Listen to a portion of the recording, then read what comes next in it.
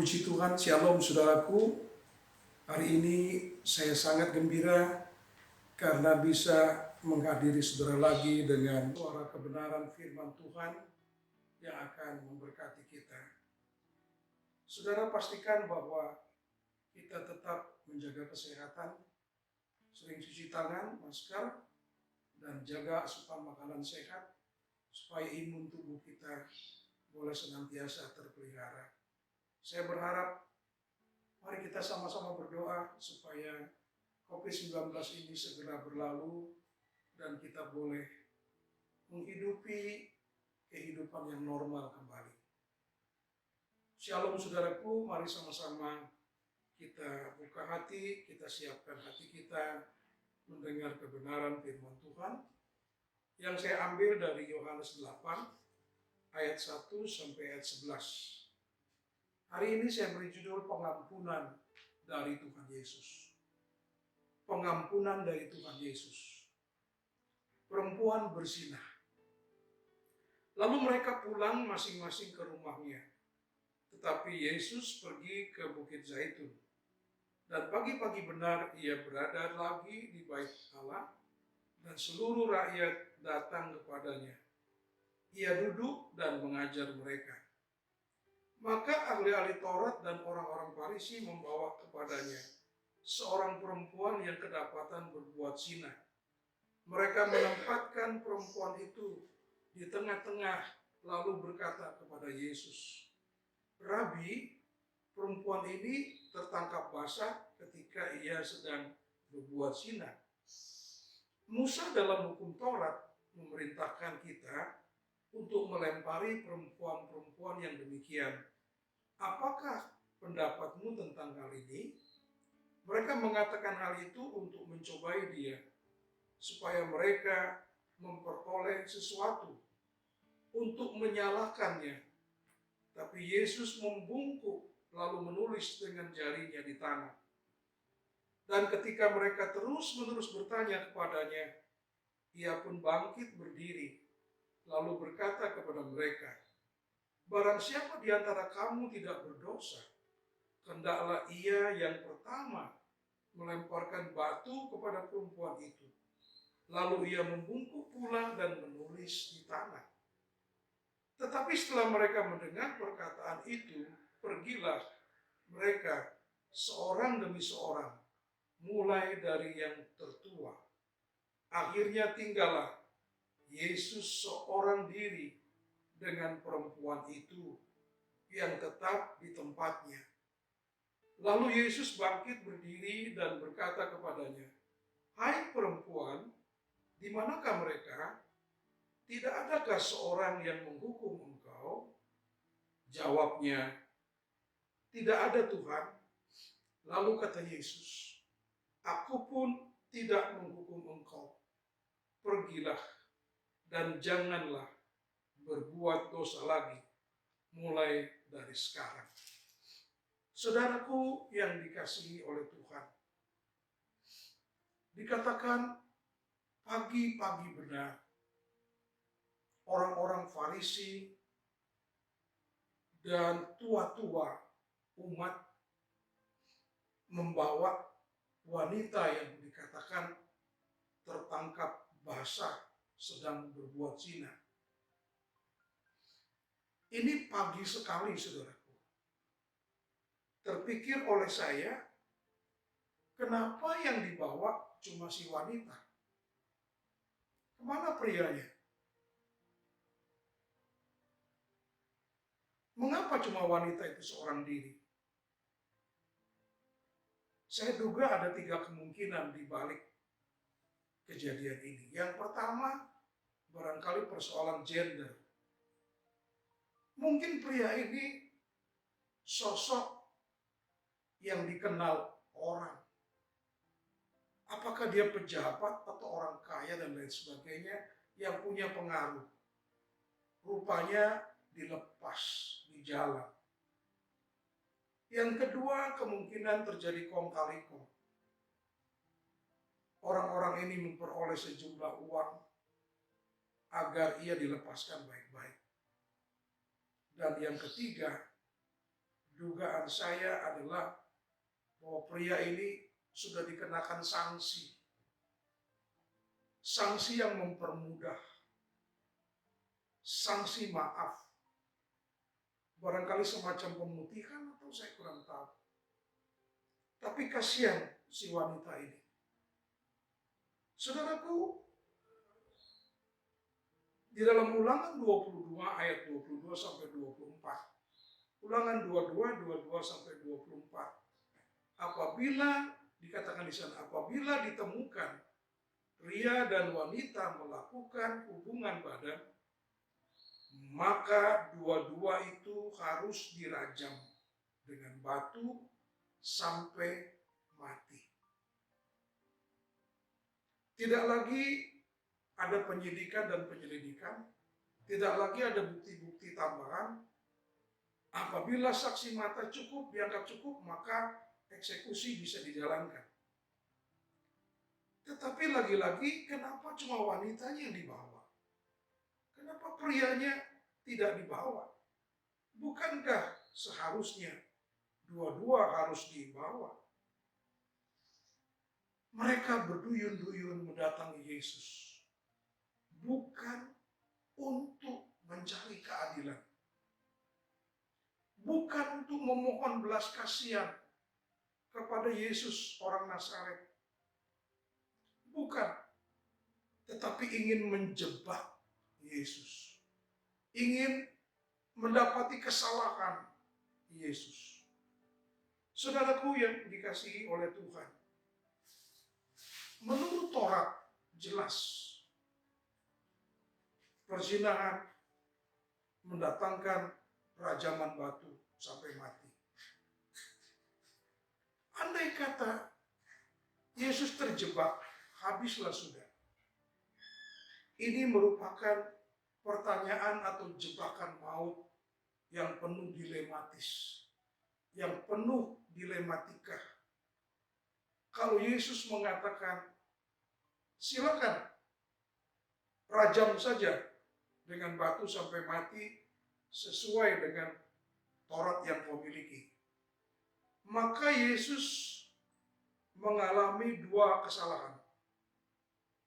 Yang pertama, dia salah terhadap jabatannya karena dia sudah terlanjur dikenal sebagai sahabat orang berdosa, sahabat para pezina, sahabat pemungut cukai, sahabat orang-orang yang tercecer pada gelandangan, yang terhina, terendah, orang-orang yang termarginalkan. Yesus sahabat orang-orang tersingkir. Bagaimana mungkin ia dapat membiarkan rajaman batu kepada orang-orang seperti perempuan ini? Yang kedua, kesalahan Yesus adalah dia tidak dapat membiarkan eksekusi itu. Karena pemerintah Roma akan menghukum dia, menjatuhkan kepadanya sanksi yang berat. Oleh karena yang punya otoritas untuk mengeksekusi adalah wakil Roma. Dalam hal ini tentu zaman Yesus adalah Pilatus. Pilatuslah yang mempunyai hak untuk itu. Yesus tidak dapat menyuruh orang. Tidak dapat juga tua-tua Yahudi dan orang Farisi menghabisi nyawa wanita ini. Namun dilematikanya adalah kalau Yesus melarang perajaman dan berkata, jangan dibunuh, biarkan saja perzinahan itu. Seolah-olah Yesus melakukan pembiaran. Yesus malah melakukan penganjuran. Seolah-olah dia berkata, mari rame-rame boleh berzina. Mari rame-rame boleh berzina. Ada sementara apologetika Kristiani yang bersumber dari orang-orang di luar Kristen yang mengatakan Yesus membiarkan perzinahan. Saudaraku sayang, orang-orang ini mencari kesalahan Alkitab, mencari kesalahan firman Tuhan, tanpa lebih dahulu mempelajari Alkitab dengan benar. Mereka seperti balon yang ditiup keras-keras dan besar-besar, tapi tidak ada isinya. Sayang. Mereka membangun filosofi yang konyol, filosofi yang dungu dan tolol. Mereka berpikir kalau mereka bisa menemukan kesalahan Alkitab, otomatis agama dan buku suci mereka naik ratingnya. Ini filosofi dari mana? Ribuan tahun kritik yang paling tajam, pemeriksaan yang paling akurat, diteliti, dibombardir, dijungkir balikan, bahkan bukan cuma oleh Profesor Kristiani, bahkan oleh rektor-rektor yang paling ateis di dunia ini. Ribuan tahun Alkitab telah menyatakan dirinya unggul dan tak terkalahkan. Malahan jutaan eksemplar sudah dibuat di dunia ini yang semakin mengokohkan betapa true and correct Alkitab ini. Mimpilah mereka yang merasa bahwa mereka bisa menyalahkan eksistensi Alkitab, meragukan eksistensi Alkitab. Saudaraku yang dikasihi Tuhan, dilematika inilah yang Yesus hadapi. Dimakan mati Bapa, enggak dimakan mati Mama. Berat untuk dia. Saudaraku yang dikasihi oleh Tuhan, sementara mereka terus bertanya, "Hai Rabi, apa yang menjadi jawabmu? Apa kami harus bunuh atau tidak wanita ini? Kami harus rajam atau tidak?" Yesus tertunduk dan mulai menjongkok. Dia jongkok dan dia menulis sesuatu di tanah. Dugaan saya, banyak orang yang mendekati dan melihat tulisan itu. Tulisan apa gerangan? Apa yang Yesus tulis? Apa yang Yesus goreskan sampai 2 kali? Tidak dapat tidak, saya mengatakan hampir pasti tulisan ini adalah, saudara ingat berapa kali Taurat ditulis? 2 loh batu ditulis 2 kali. 1 hukum terutama dan yang kedua juga hukum yang terutama. Kasihilah Allah dengan sekuat-kuat hatimu, sepenuh akal budimu, sekuat tenagamu. Dan yang kedua, kasihilah sesamamu manusia. 2 kali ditulis, 2 hukum yang terbesar. Saya duga ketika mereka membaca tulisan itu, mereka mulai gemetar.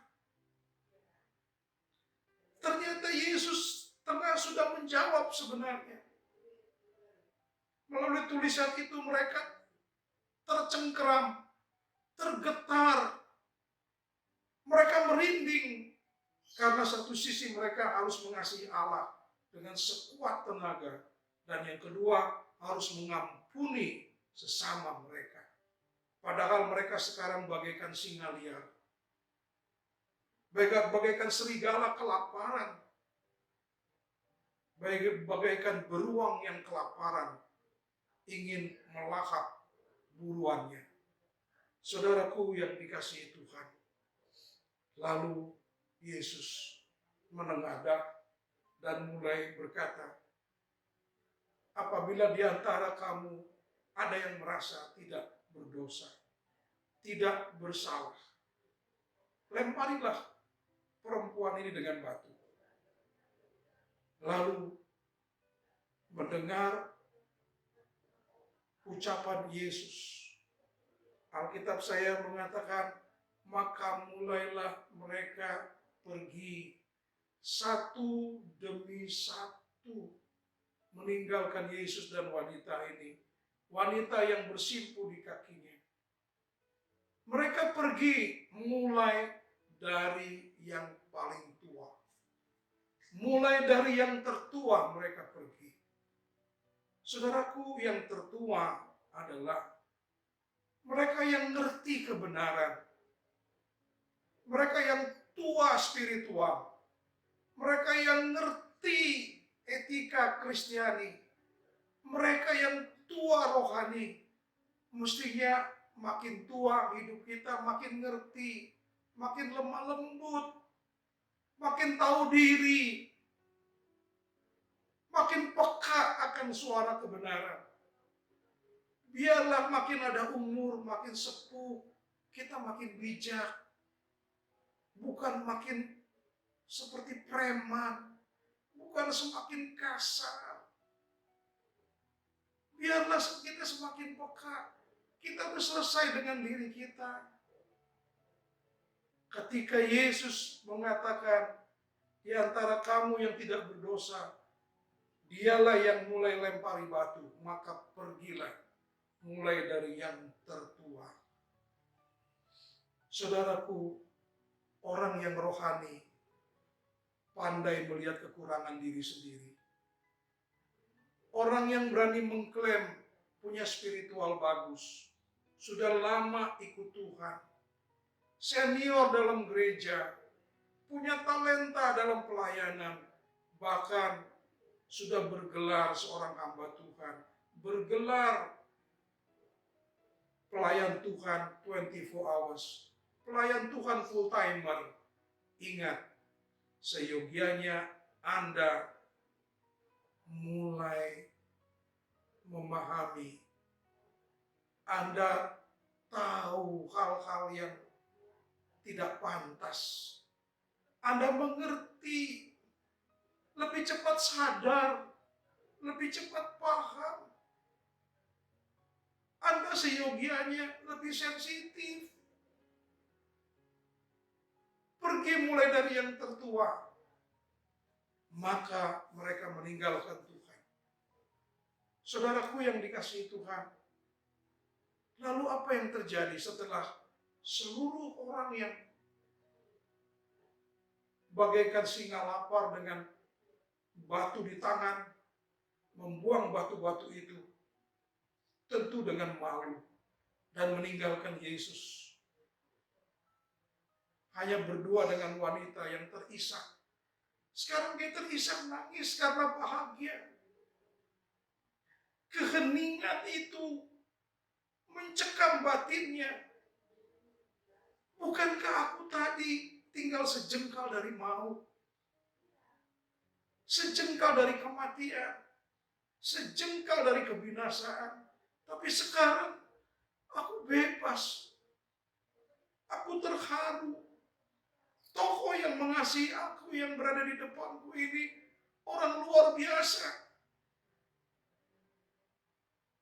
Keheningan yang mencekam itu, mereka hanya berdua. Agustinus pernah menuliskan dalam sebuah buku, hanya dua yang tertinggal, kemelaratan dan belas kasihan. Ya, wanita itu melarat karena dosa, tapi di situ ada tokoh yang berbelas kasihan. Dia berkata, pergilah hai wanita, aku juga tidak menghukum engkau, tapi mulai hari ini janganlah kau berbuat dosa lagi. Kemelaratan, kehancuran, dosa merusak segala-galanya, tapi belas kasihan Tuhan mencari saudara, mengasihi saudara, menemukan saudara, menyembuhkan saudara dan memulihkan saudara. Saudaraku yang dikasihi Tuhan, ketika Yesus berkata, pergilah mulai dari sekarang jangan berbuat dosa lagi, paling tidak punya 3 maksud. Yang pertama, hai wanita, lanjutkan hidupmu. Meski bagaikan simfoni yang rusak, lanjutkan bersama Yesus. Simfoni hidupmu akan berakhir indah. Yang kedua, kau bisa jadi wanita terhormat yang baik-baik. Kau bisa dapat pria mulia yang berhati agung yang dapat menjadi suamimu. Berjalanlah bersama dengan iman kepada Yesus. Engkau akan bisa jadi istri yang terhormat. Dan yang ketiga, Hidup ini belum selesai. Bukan saat awal yang menentukan, tapi saat akhir yang menentukan. Berjalanlah bersama Yesus yang berbelas kasihan kepadamu. Kiranya saudara hari ini boleh diberkati oleh kebenaran yang kita sudah dengar bersama. Yesus mengasihi kita dan dia tidak tinggalkan seorang pun karena pengampunannya adalah pengampunan yang unconditional. Yang terima kita apa adanya. Dunia suka melihat masa lalu. Tapi Tuhan melihat akan jadi seperti apa kita. Ketika Tuhan memoles, mencintai kita dan memulihkan kita. Kita akan menjadi sempurna seperti mempelai wanitanya. Karena dia menantikan pertemuan di udara. Yang mengangkat kita mempelainya dalam pertemuan yang sungguh-sungguh meriah. Karena kita didapati kudus, sempurna, tak bercacat, bahkan tak berkerut. Semoga Tuhan memberkati.